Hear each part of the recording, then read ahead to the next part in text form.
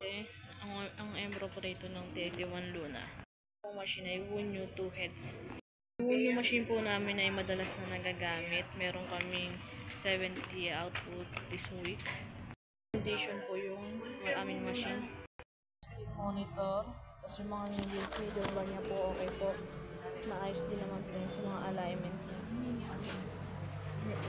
Nalilinisan naman po siya. Nalalagyan naman po siya ng oil every speak up po. closing po. Rinay po yan nalilinisan. Namin po okay pa.